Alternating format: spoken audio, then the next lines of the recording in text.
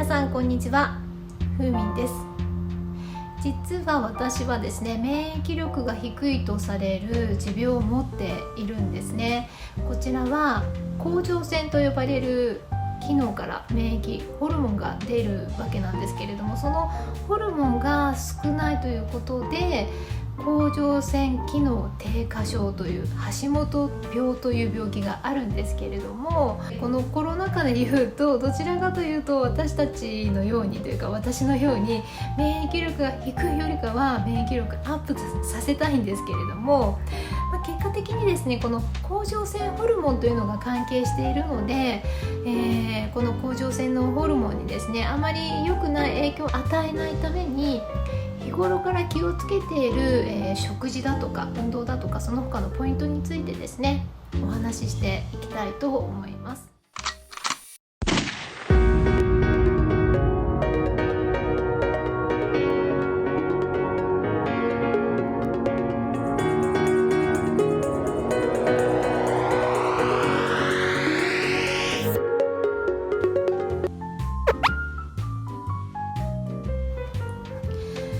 今まで甲状腺に関する動画はですね他の動画でもアップしているんですけれども、まずこの甲状腺機能低下症、いわゆる橋本病の症状なんですけれども、簡単にですね振り返ってみたいと思いますけれども、どんな症状が出るのかと言いますと、全身がむくんだりですとか、皮膚が乾燥してカサカサしたりですとか、寒がりになったりですとか、物忘れがひどくなるとか、あまり機敏に動かないようなそういった、症状が出るというタイプらしいです。ちょっと心当たりはあるかもしれないですが、今コロナ禍に入ってですね自宅でいろんなことをしているので、あまりアクティブに動かなくなってしまったのはコロナのせいかなとずっと思い込んでいたら、実は病気のせいだったというようなそんなオチなんですけれども、この橋本病はですね特に女性の方に多いんですね。甲状腺の病気自体が女性の方が非常に多くて、病院に行ってもですねだいたい8割9割もう9割近く女性の方がいらっしゃるなという感じを受けます。そして年齢的にもですね、30代以降の方がこの病気に、かかりやすいということで、先天性というよりは後天性の病気のようですね。これがですね、甲状腺機能低下症という、病気の、簡単な症状になります。食事として気をつけた方がいいものとしてお医者様から説明がありました。まず要素ですね、こちら取らないでくださいというふうに言われました。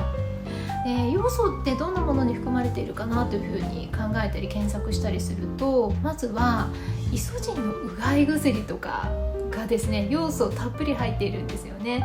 なので、うがい薬として買っておいたイソジンの薬はもう全部捨てました。私はですね喋る仕事をしているので結構頻繁にうがいをしていたんですけれども、ちょっとそれがあまり良くない影響が出るみたいなので、ちょっとショックだったんですが、そのうがい薬をやめたりですとか、あとは卵ですね、ヨード卵とか、そういった卵はやはり要素がたくさん含まれているので避けてくださいという、先生からヨード卵を下げてくださいまでは言わなかったですけど、主にうがい薬とか、海藻類ですよね、そちらは用土を含む多いものは避けてくださいねというような説明はですね、簡単にしていただいた記憶があります。ですので、うがい薬やヨード卵ですとか、先ほど今伝えましたけれども、要素を多く含む食品としては昆布とかですよね。昆布によく含まれるので、昆布系のだしはですねその後メインでは使ってないですね。やはりちょっとですね使う時はあるんですけれども、新しく買い足す時には昆布系のものは一切買わないようにしています。それでなくっても出来合いの製品で昆布だしを使ったお惣菜だったりだとかお料理ってたくさんあると思うので、知らないうちにですね摂取してしまっているものってたくさんあると思うんですが、自分で調理する部分については、昆布類の出汁を使わないようにですね、そういった昆布からできた、お惣菜も作らないように、昆布自体を買わないようにしています。でそれ以外食事で気をつけていることというのは、はっきり言ってほとんど気をつけてないです。甲状腺の病気の方はですね、油中の食品を取らない方がいいという情報がですね、よくウェブに書かれています。油中の代表としてはブロッコリーとか、それ以外にあと何ですかね、ウェブで見るとキャベツとかカブとかって書いてありますけど、私の中で記憶に留めているのは、ブロッコリーが油中だなということぐらいなんですね。ですがブロッコリーって結構栄養満点ですし、甲状腺の部分に関係するからブロッコリーを食べないっていうのは本当に私にとっては苦しい選択なので、もうあまりこれは気にしてないです。でウェブの情報っていろいろ書かれてあって、あと大豆製品のもですね、サポニンというその物質というかその成分が、あまり影響が良くないということで、甲状腺のホルモンの分泌を妨げるらしいので、大豆製品全般避けた方がいいという情報もですね、書かれているんですけれども、この辺はですね、もう極端に大量摂取しない限りはあまりそんな重大な影響は出ないのかなと信じているので、私はもう気にしてないです。大豆製品って日本人の食卓には本当に欠かせないじゃないですか。お豆腐も納豆も醤油もその他のお料理についても、よくよく見ると毎日大豆製品取っているんじゃないかなと思うんですけれども、ちょっとこれはですね避けられないので、あまり神経質にですね実は私は考えていなくって、普段気をつけていることとしたら、もう要素そのものを含む食品とか薬品とかですね、先ほどお伝えしたうがい薬とか、ヨード卵買わないようにとか、昆布とかわかめはあんまりそうですね気にしてないというか、普段からちょっとあんまり取る習慣がないので気にしてないんですけれども、それらの海藻類ですね、これは避けるように意識はしていますが、それ以外のところは全く意識してはいないです。食事の部分についてはですね、そんな感じなんですね。で、あとアルコールですね。実はこの動画を撮ろうと思ったきっかけは、視聴者の方からですねコメントでいただいたんですけれども、普段どのようなことに気をつけてますかというふうに質問いただいたんですけれども、アルコールはですね実は私あまり強くなくって、それが理由で普段から取ってないんです。年に本当に何回か、飲む機会はあるので、気分が上がった時とか、今日飲みたいなちょっとだけっていう時しか飲んでないんですね。飲むと真っ赤にですねなっちゃうんですね。一人がちょっと人種の違うような赤さになる人いるじゃないですか。あのタイプであまり美しくないと思うので、人前でというかあまり知らない人の前とかでは飲まないようにしています。家族以外の前で、あまり親しくない人の前ではお酒を飲むのはやめましょうと私の両親からですね言われています。なのでその家族と会った時とかお正月とかですかね、今はコロナであまり会えませんけれども、年に何回か家族に会う時とかはですねちょっとだけ家族と一緒にお酒を飲んだりはするんですけれども、あとはですね本当に普段飲まないんですね。あまり飲みたいというようなそういった体質じゃないので実は飲んでないんですが、アルコール摂取についてですねちょっと調べてみたところ、いろいろな論文の中でですね、適度なアルコール摂取は全てのタイプの甲状腺がんの発症リスクを減少させているということなんですね。なのでアルコールについてある方からご質問いただきましたけれども、適度なアルコール摂取はですね、体には良さそう、甲状腺の病気にはですね特に影響なさそう、逆にですね発症リスクをちょっと下げてくれるかもしれないということなので、ちょっとぐらいアルコールはですね適度なアルコールは取っていいんじゃないかなと思います。要素をですね極端に含むものを取らなければ基本的には大丈夫なんじゃないかなと思います。それよりもですねお医者様からいただいたこのチラージンですね、チラージンを飲むことで甲状腺ホルモンをですねちゃんと適切な量を出してくれるというそういう調節ができるはずですので、毎朝ですね、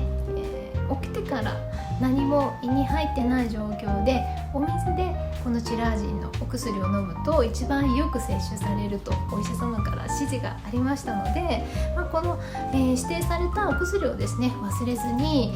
ちゃんと摂取されやすい状況でですね、時間とか飲み方ですね、こちらに気をつけて飲むことが一番なんじゃないかなと思います。私もですね、チラージンをですね飲んでますけれども、今ですね、ちょっとお薬の量を組み合わせて 37.5 マイクログラム飲んでるんですね。これが一番最初は50マイクログラムから始まったので、徐々に、コンディションが良くなってきて、自分でもこの甲状腺ホルモンがですね、ちょっとずつ出せるようになってきたんですかね。定期的に検診を受けた時にですね、ちょっとお薬の量を減らしてみましょうかということで、薬の量も減らせるようになったので、今お話ししたようにあんまり私はですね食事にはそんなに気を使っていないんですけれども、このような状況でもですねチラージのお薬を徐々に、抑えていくことができているので、おそらくですね皆さんもお医者様からですねもう絶対これを避けてというふうに言われているものが特になければ、ちょっと食べ過ぎとかには気をつけていただいて、普段ですね食事にはそこまで気を使わなくても大丈夫なのかなと思います。要素だけ気をつければですねいいんじゃないかなと思います。食事についてはそうなんですけれども、日頃ですね気をつけているその他のこととしてはですね、食べ過ぎないように気をつけています。これはですね、この甲状腺ホルモンの影響で太りやすくなったりむくみやすくなったりしているのかどうかはわからないですけれども、最初はコロナ禍で運動不足ちょっと体重がですねアベレージよりも増えてきているなというのを感じていたんですね。でそれがきっかけでちょっと人前に、出ないといけないなということでボディコンテストにもチャレンジしているんですけれども、実はそういった意味でですね人前に自分の体を探すことでダイエットのモチベーションを上げるというのが私のですね方法なんですけれども、そのようにですねちょっとボディラインがですね若干気になってくるので太らないように気をつけています。なのでそういった意味で太らないための、食べ過ぎをですね防止したり運動をしたりということをですね普段から気をつけています。本当にですねこの甲状腺ホルモン低下症の方というのは冒頭でお話ししましたけれども、むくみやすかったり、あんまり活発に動かないような習性があるみたいなので、皆さんもちょっとうっかりすると太りやすかったりむくみやすかったりするんじゃないかなと思うんですけれども、やはりそれを防ぐためにですね、今コロナ禍であまり家から出るという機会もですね昔に比べて減ってきているんじゃないかなと思うんですけれども、ぜひそこはですね気をつけていただいて、適度な運動と、食事ですね、食事の量については管理していただければいいんじゃないかなと思います。ですね、運動するときに意識していることとしてはですね、非常に疲れやすくなっているので、これは私の思い込みかもしれないんですけれども、団体でいろいろなことをすると自分のペースで運動できないので、基本的には一人で運動をしています。こちらの動画の YouTube チャンネルでもですね、ポールダンスをメインに、ちょっといろいろトリックの紹介とか説明とか踊ったダンスを投稿していますけれども、基本的にですね一人で練習したり踊ったりする方が私のペースには非常に合っているんですね。休みたい時に休んで、そんなにハードにしないというような形で運動をしています。やっていること自体は結構ハードだと思うんですけれども、それをですね例えばレッスンに行くだとか、団体で練習をするというような形を取ればですね、ちょっと自分にとってはしんどかったりするんですね。なので、一人運動をですね自分のペースでできるような運動ということで、行っています。がだったでしょうか。今日は免疫力が低下してしまう病気、橋本病を持っている私が日頃のですね、食事や運動面で気をつけていることを中心にお話をさせていただきました。こちらの動画が非常に参考になったという方はぜひいいねを押していただければと思います。そしてこちらのチャンネル登録の方もよろしくお願いいたします。ではまた他の動画でお会いしましょう。